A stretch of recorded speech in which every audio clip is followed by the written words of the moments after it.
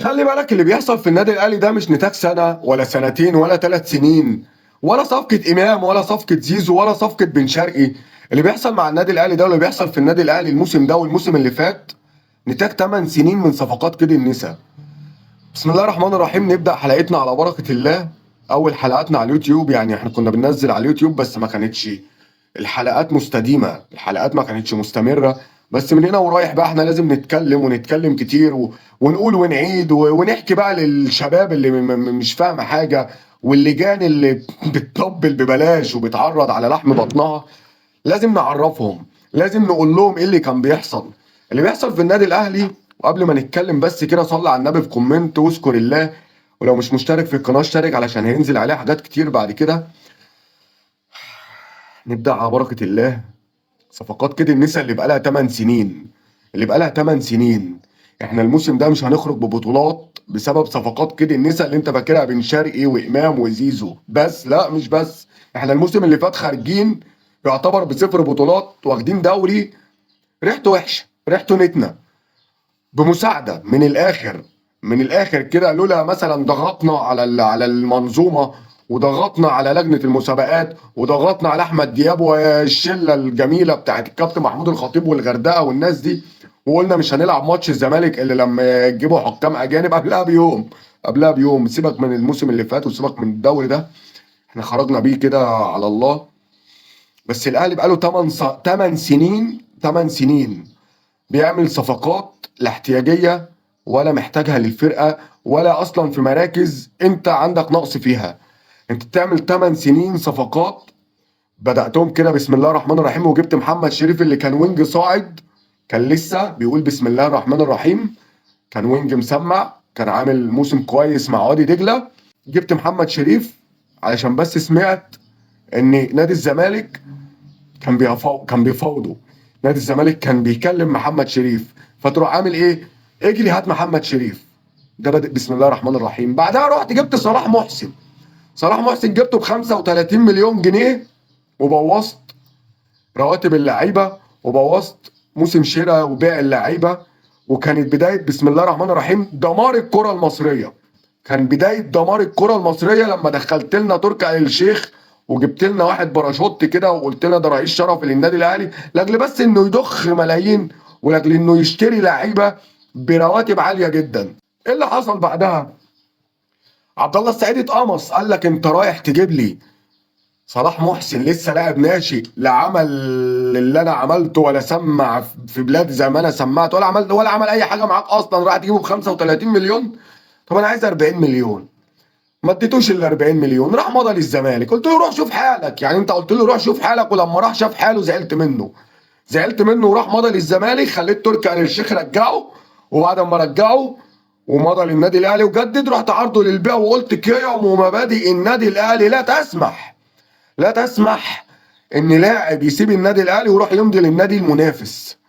وقلنا الله الله عليك يا كابتن محمود يا خطيب، يا اللي متعلم من صالح سليم ومتعلم من حسن حمدي، وده اللي يعني اللي هيكمل في طريق العمالقه والاساطير بتاعت النادي الاهلي، وهيمشي قيم ومبادئ النادي الاهلي. اتعاقدت مع سليف كلوبالي، مدافع لا سريع ولا بيتمركز صح، وكان اي مهاجم، اي مهاجم على الله كان بيكلفته.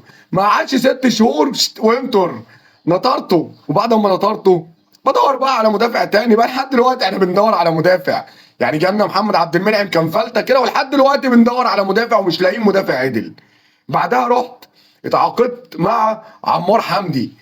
عمار حمدي اللي كان الزمالك بيفاوضه، رحت برضه اتعاقدت مع عمار حمدي وهو لعيب، ولا كان لسه ما عملش اي حاجه، ما سطرش اسمه حتى، ما كتبش اسمه بقلم رصاص، بقلم رصاص على راي فرح علي، لعيب بالقلم الرصاص. رحت اتعاقدت مع عمار حمدي لاجل بس ان الزمالك كان بيفاوضه، او الزمالك اتكلم معاه، الزمالك يا دوبك اتكلم معاه، رحت متعاقد مع عمار حمدي. استفدت بيه؟ لا، ده انت قعدت ترميه اعاره هنا في اعاره هنا في اعاره هنا، وقعدت تخسر فيه. كنت بتطلع اعراض ببلاش يا جدع، ما كنتش عايز تطلعه بره القايمه ولا تديله حتى العقود بتاعته، ولا تديله الاستغنى بتاعته لاجل انه ما يروحش الزمالك. من ساعه ما جيت وشغلك الزمالك بس. خلصنا من عمار حمدي، رحت اتعاقدت مع مصطفى البدري. مصطفى البدري ده شبه عمار حمدي بالظبط، لعيب كده ولا عنده اي حاجه، لعيب جسمه قليل، لعيب ما عندوش كوره، رحت عقدت معاه بس كده صفقه، يلا اهي لوكشه صفقات وخلاص. بعد مصطفى البدري رحت بقى في 2019 تعاقدت مع حسين الشحات ب 5 مليون دولار. حسين الشحات لعيب كويس، لعيب كويس وبيأدي لك مثلا 6 7 ماتشات في الموسم. تعاقدت معاه ب 5 مليون دولار. 5 مليون دولار رحت جبته من العين الاماراتي ب 5 مليون دولار، ومفيش لاعب اصلا مصري يستاهل انه يجي ب 5 مليون دولار. اي نعم في 2019 الدولار ما كانش ب 50 جنيه زي الايام اللي احنا فيها دي، بس كان مبلغ ايه اللي يخليك تروح تجيب لاعب ب 5 مليون دولار. ما انت كنت ممكن تجيبه بمصر المقص اقل من كده بكتير. لا يا باشا، انا هستنى لما يغلى قوي قوي قوي واروح اجيبه، علشان الحاجات تبقى عاليه شويه. اروح اجيبه من المقصه بمليون جنيه ولا ب 2 مليون جنيه في الوقت دوت، واخد بس كده 200,000 جنيه ولا حاجه. لما اخدهم 200,000 دولار ولا 300,000 دولار يبقى احسن. واحسن الشحات ده لعيب المعمر، انت دافع فيه 5 مليون دولار يا راجل، عايز لعيب تدفع فيه 5 مليون دولار ويقعد 6 شهور سنه ويمشي؟ لا طبعا. بعدها بقى الكارثه، انك رحت جبت رمضان صبحي اعاره 6 شهور ب 800,000 يورو. 800,000 يورو بتجيب برمضان صبحي اعاره من الدوري الانجليزي ب 800,000 يورو يقعد معاك ال6 شهور. طب خلصته؟ لا، هجدد الاعاره، هاخده سنه بمليون و600 الف يورو. ليه يا عم؟ ليه يابا هي الملايين الدولارات واليوروهات والجنيهات بقت ايه تحت رجلك؟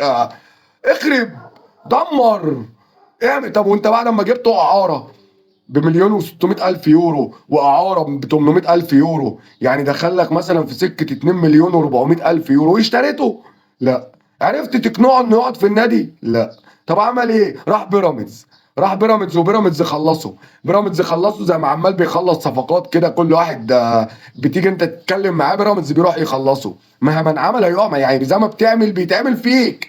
بس مشكلتك ان اللعيبه ولاد النادي هم اللي بيفضلوا بيراميدز عننا. يعني ولاد النادي دلوقتي واي لاعب دلوقتي بيفضل بيراميدز عننا. طب ده ليه؟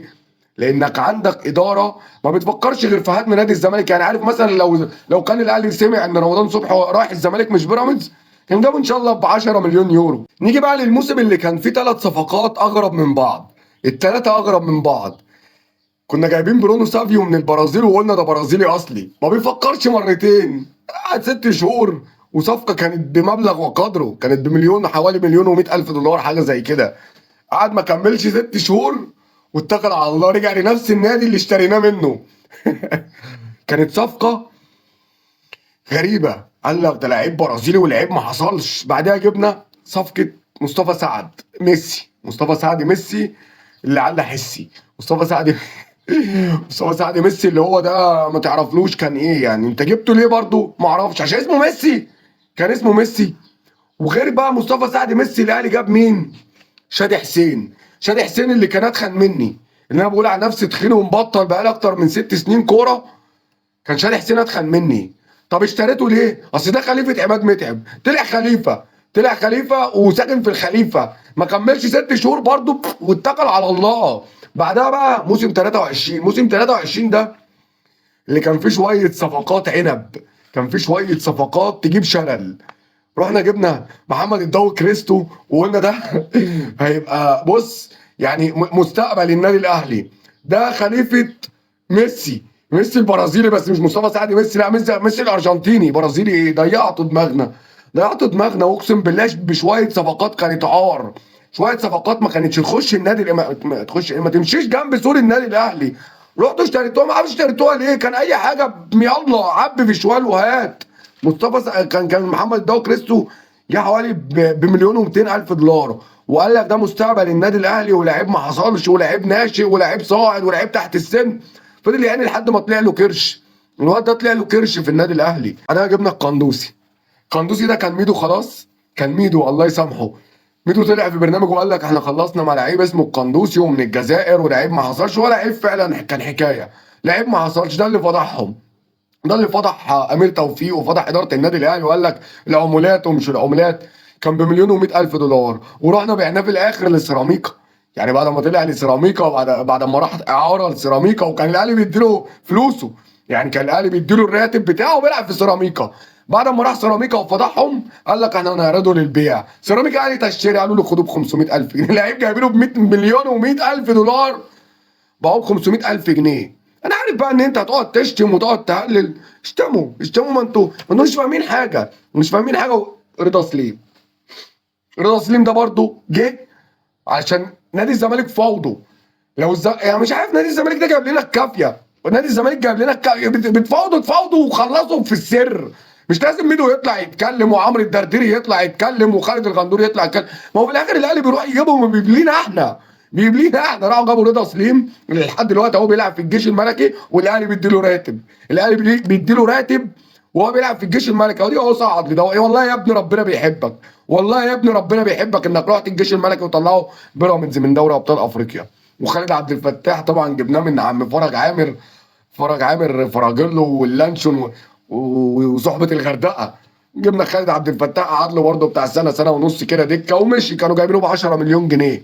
ومين بقى؟ المهاجم، المهاجم الاسطوري اللي ما حصلش، اللي كان وزنه حوالي 190 كيلو وطوله 190 سنتي، موديست. موديست اللي راحوا جابوه بمليون و800 الف دولار، اللي 800 مليون و800 الف نيله، مليون و800 الف نيله متنيله بنيله. موديست اللي راحوا جابوه بمليون و800 الف دولار وجابوا له كوبايه شاي وقالوا له قلب وقلب قلب قلب، وقلبنا في كام مليون دولار ومشي. جبتوا لي ايه بقى؟ اهو كان كولر عايزه. كولر يطلع يقول لك انا مش عايزه. كولر يطلع يقول انا ما اخترتش لعيبه وجابوا لي لعيبه فرضوها عليا، وهم يقول لك اصل كولر كان عايزني. احنا هنصدقكم ولا نصدق كولر ولا نصدق القندوسي ولا نصدق حسام غالي ولا محمد فضل ولا مصطفى يونس ولا مين؟ هنصدق مين؟ هنصدق مين ولا مين؟ موسم 2024 بقى، موسم 2024 ده انا نسيت اقول لكم ان احنا جبنا كهربا بعد ما عصيناه على الزمالك وقلنا له ما تجددش لبسنا الواد في غرامه هيفضل فاكرها لحد ما يموت. وعيال عياله هيدعوا على النادي الاهلي، وعيال عياله هيدعوا على النادي الاهلي اذا ما يتجوز يعني وربنا يكرمه. لان الواد يا عيني كره الدنيا وكره الكوره وكره الجواز وراح لعب في العراق وعمل مشاكل. قعد 3 سنين فيهم سنه ونص مثلا موقوف، ولعب حوالي 6 شهور، كسر الدنيا وعمل 6 شهور حلوين مع النادي الاهلي، وخد هداف دوري ابطال افريقيا، وخد احسن جون في دوري ابطال افريقيا، الجون اللي جابه في الهلال السوداني. وبعد كده قالوا له يلا يا عم اتكل على الله، احنا كنا بس عايزين نمشيك من الزمالك. يلا يا عم اتكل على الله، روح شوف لك نادي. وودوه ليبيا ببلاش، والله تقريبا ببلاش، ما خدوش فيه فلوس. موسم 24 بقى عملوا موسم انتقالات ابن لذينه، وجابوا لك لعيبه بنت لذينه، وفي الاخر ناصر منسي جاي راح مكعبل لهم الدنيا. السوبر الافريقي انتوا جايبين لي يحيى عطيه الله وجايبين لي اشرف داري واحمد رضا ويوسف ايمن. يوسف ايمن كان يوسف ايمن ده شفتوه بيلعب كوره فين قبل كده؟ هو الواد شكله ممثل، شكله موديلز، شكله ابن ناس، بس ما لعبش كوره. جابوه اعاره من قطر، مش فاكر كان من نادي اسمه ايه كده، بحوالي 250 الف دولار. ويحيى عطيه الله، يحيى عطيه الله لعب ماتش السوبر الافريقي واتصاب بتاع 13 ماتش، وهو كان الموسم كله حوالي 15 ماتش، لعب ماتش واتصاب 12 13 ماتش واتاهل بعد كده مشي. يقول لك لا لا لا يصلح، لا يصلح انه يبقى بديل لعلي معلول. طب مين بديل لعلي معلول؟ احمد نبيل كوكا. احمد نبيل كوكا هو اللي بديل لعلي معلول. ينفع بقى الموسم ده يخلص كده وما نجيبش صفقه فيها كده نسا؟ ينفع حد الزمالك يكلمه وما نجيبوش؟ هنجيب مين بقى؟ عمر الساعي. عمر الساعي راح جابوه ب 50 مليون جنيه وطلعوا له كرش. مش عارف اللعيبه بتيجي عندنا بيطلع لها كرش ليه؟ يعني ايه السر في ان اللعيبه بتيجي تقعد في الدكه يطلع لها كرش وبعد كده يمشوا ب 50 مليون جنيه؟ الزمالك كان عايزه، الواد كان مكسر الدنيا مع الاسماعيلي، كان طالع حته دين موهبه، ما حصلش. جه الاهلي قعد سنه كامله يا عيني بيربي في كرش، بس شرب مانجا وراح ساب المانجا وشرب عصير فراوله وطلع له كرش بعد كده، وراح المصري مش عارف ببلاش باين ولا خدنا فيه بتاع 500 جنيه. حاجه تشل. صفقات كلها على الله ان شاء الله. وما ينفعش ما ينفعش اجيب صفقه ما يكون يعني يعدي عليا موسم اجيب صفقه ما يكونش الزمالك بيكلمها. وغير بقى مصطفى العش وجراديشار يا نهار اسود ومنال وكل ده المعلم ناصر منسي قال لهم انتوا جايبين كل دول عشان تاخدوا السوبر الافريقي؟ كل دول والنبي ما هتاخدوه. دب راح متعادل، جايبين يحيى عطية الله ده يلعب، راح غلطان غلطه، ناصر منسي حط، خلص السوبر الافريقي بضربات جزاء، والاهلي طلع بموسم على الله ان شاء الله، على الله ان شاء الله. ده غير بقى الموسم ده، الموسم ده اللي احنا فيه، الاهلي كان رايح كاس العالم للانديه، قال لك انا هتقل، هجيب بقى زيزو، وهجيب بن شرقي، وهجيب محمد شريف المخيف، وهجيب آه مين تاني، وجاب حمدي فتحي. حمدي فتحي ب 200,000 دولار، 3 ماتشات ب 200,000 دولار، يخرب بيتك. وراحوا جابوا احمد رمضان بيكام يلعب كاس العالم للانديه. احمد رمضان بيكام تخيل كان هيمسك ميسي، هو اسمه ميسي؟ اسموش ميسي، هو اخره يجي يمسك ميسي، هسميه ميسي بعد كده، اخره يجي يلعب في ميسي، او يمسك ميسي يلعب بيه شويه. صفقات قسما بالله كلها لا كيديه، لا غير احتياجيه، لا صفقات كدنسه، صفقات بتيجي وبتمشي. ده انا ما كلمتكش بقى كمان غير على كاموتش. كاموتش العين الثاقبه، اللي كل لما تيجي سيره كاموتش ده اقول الهي تتخرق العين اللي جابت كاموتش، الهي تتخرق. وبيقول لك رايح منتخب ايه، كاب فيردي، منتخب كاب فيردي ولا مش عارف كام منتخب. هو ده مش قال لنا ان هو انجولي ومعاه باين جنسيه برتغاليه؟ هو رايح منتخب تاني يعمل ايه؟ هو انتوا بتضحكوا علينا ولا بتعملوا ايه؟ ولا ده كان استوزا وسام ابو علي؟ انا ما كلمتكش كمان عن مروان عطيه. مروان عطيه اللي كان خلاص دخل قناه نادي الزمالك، وكان مخلص كل حاجه مع نادي الزمالك، وكان نادي الزمالك اول ما حد اتكلم عن عن مروان عطيه.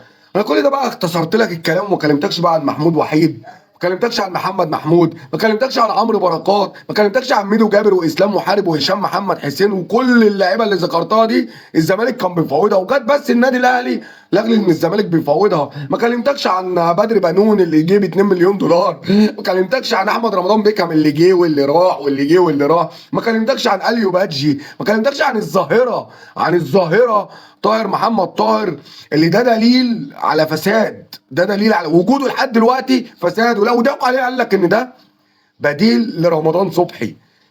طاهر محمد طاهر ده جه وقال لك ده بديل لرمضان صبحي، ده اللي بصوا اللي هيعوض رمضان وعدم وجود رمضان صبحي. حسبي الله ونعم الوكيل، حسبي الله ونعم الوكيل. ما كلمتكش عن والتر بواليا، والتر بواليا اللي جه من الجونه، جه من الجونه ب 2 مليون دولار، ما كملش سنه وفضل برضه من هنا لهنا لهنا لهنا لهنا. ما كلمتكش عن ميكيسوني، ما كلمتكش عن حسام حسن، ما كلمتكش عن فيرسي تاو، ما كلمتكش عن كل دول، ما كلمتكش عن مصطفى البدري اللي راح ورجع وراح ورجع، ما كلمتكش عن اللعيبه دي كلها. انا لو هتكلم عن الصفقات اللي جت في عهد الكابتن محمود الخطيب وفي عهد مجلس اداره نادي الكابتن محمود الخطيب، انا عايز 3 ايام، عايز 3 ايام عن الصفقات دي، عن الصفقات دي كلها. لو هتكلم عن الصفقات دي كلها عايز 3 ايام. مش هطول عليكم، ولو وصلت لحد هنا ما تنساش لايكك الجميل ودعمك لاخوك، ما تنساش تشترك في القناه، ما تنساش تفعل زر الجرس علشان اي فيديو ينزل جديد ان شاء الله يوصل لك. الحمد لله، الحمد لله على النادي الاهلي فيه، الحمد لله على اللي احنا ان احنا عايشين لحد دلوقتي. ويتقال لك ان الاهلي مغطياه البطولات ومغطياه. النادي الاهلي باي حد هياخد بطولات، باي رئيس نادي هياخد بطولات. كابتن محمود الخطيب النادي الاهلي ضاف ليه، مش هو اللي ضاف للنادي الاهلي. كابتن محمود الخطيب جاب لعيبه، اللعيبه دي لو كانت فضلت في انديتها او راحت اي انديه تانية كانت فادت الانديه وكانت فادت نفسها وكانت فادت الكره المصريه، بدل ما احنا عمالين بنشحت لعيبه. الحمد لله، الحلقه عدت على خير، اتمنى تكون عجبتكم. متنساش دعمك لاخوك. السلام عليكم.